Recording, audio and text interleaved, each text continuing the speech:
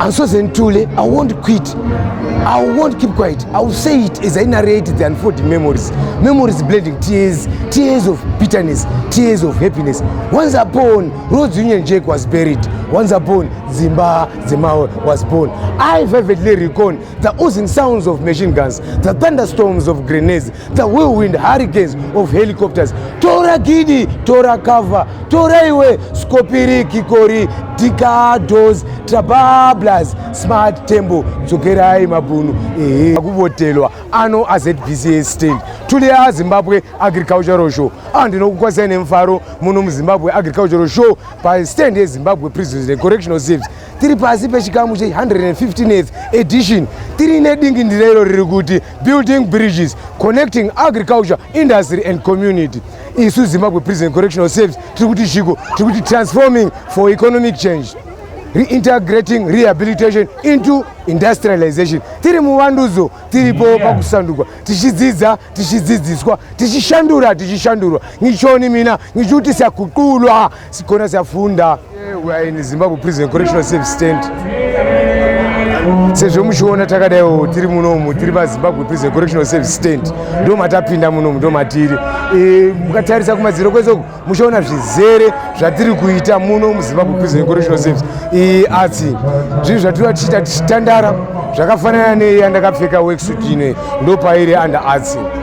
Kubva kubhutsu dzacho mukatarisa kubva kubhutsu dzacho dzandakapfeka noti mucheka wacho outdated curtain tinova tichitora zvinhu zvaraswa tichizvizosa muwanhu. Apa tiri kuti tiri kubvisa tsvina mukati menharaunda tobva tagadzira zvinhu zvinobatika, green revolution.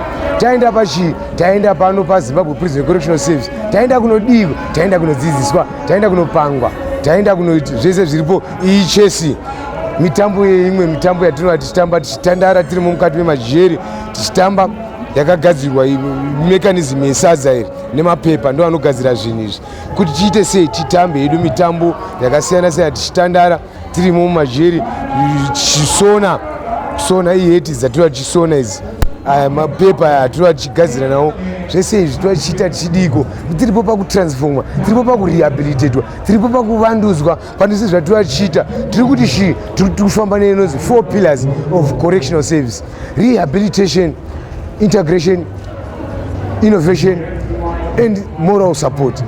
Zvareva izvi zvareva kuti from skills training academics are ascending the ladders to reintegration, psychosocial support in the midst of transformation, hence moral support unlocking the keys to reconciliation, not forgetting sports and recreation in the same circles of rehabilitation. These are some of the correctional components which are being done in Zimbabwe Prison and Correctional Service.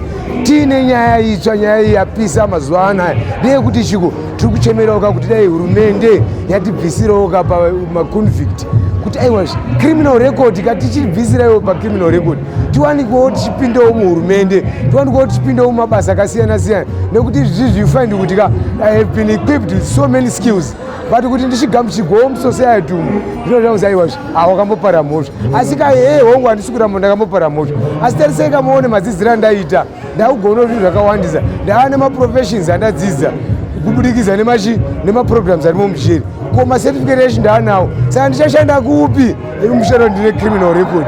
Tiri kukumbirawo pahurumende ipapo dai baba zvishuwa matibvirawo tsitsi, dai matisunungurawo ipapo tawanikawo tiwanawo mabasa kuitira kuti ramangwana redu tigare ratochena zvachose, tisava tiine rangariro yekunzi aiwa makambosungwa, because pakumuzi takambosungwa paipai zvakuita kuti isi tota isolated, chero tikachena sei hatichakwanisi kunzi takachena nekuti vachinzi aiwa makambosungwa. Ndiri ani? Ndiri advocate Dombo representing public relations ndiri paZimbabwe Prison Correctional Service, ndakamirira mama Meya Kanyezi.